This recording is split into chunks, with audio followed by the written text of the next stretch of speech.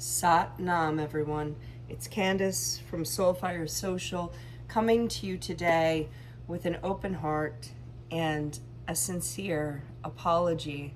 This apology is coming to you because of an experience that I've had the past week that has brought me quite a lot of insight after some introspection that I want to share with you.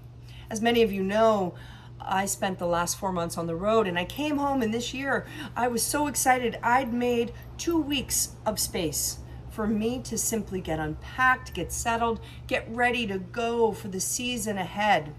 I thought I had everything under control.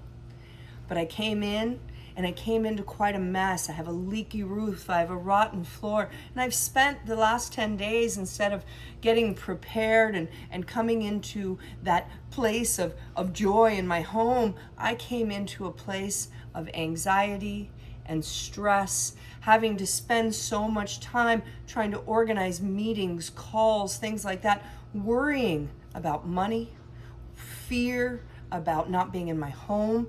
And these things really contracted my energy. They really set me off course. And I have to admit, while I did maintain a minimal meditation practice, I wasn't giving myself the time or space to drop into awareness. I thought I don't have it, and I did not practice any yoga. I let my Kundalini file by the side, and Kundalini is meant to keep us in flow. Guess what happened? I got very out of flow. I really came into almost like a depressive state because I'm so not used to feeling sad and mad, and it really threw me off. I didn't even want to see the people that I've missed so much. I just contracted into this space and thought I'll just deal with it on my own, but I didn't deal with it in the way that I know how and in the way that I teach. Basically, I did not practice what I preach. And I know many of you have come to me before and said, hey, I'm so busy with the kids, the family, maybe there's an illness in the family. And I remind you and I say, oh, but this is when you really have to practice. This is when it matters most. I come to you in understanding the past 10 days mattered most for me. I also had parents sick with COVID, so many things out of my control. But I let my practice slide. The one thing that keeps me in my heart, not in my head, that keeps my energy flowing this way, not erratically this way or contracted in.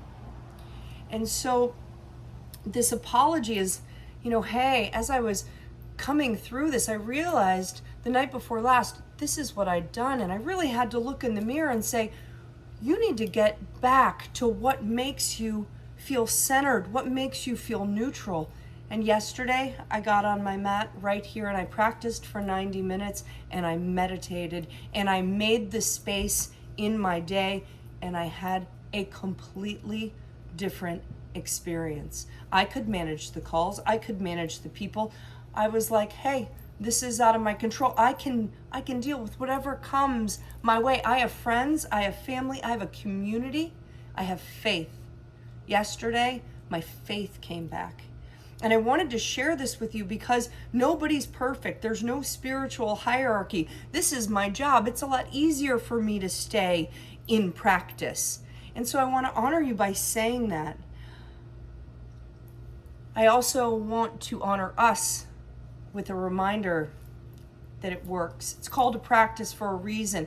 We have to commit, we have to stick with it, and it really does make the difference. So I invite you to take a look.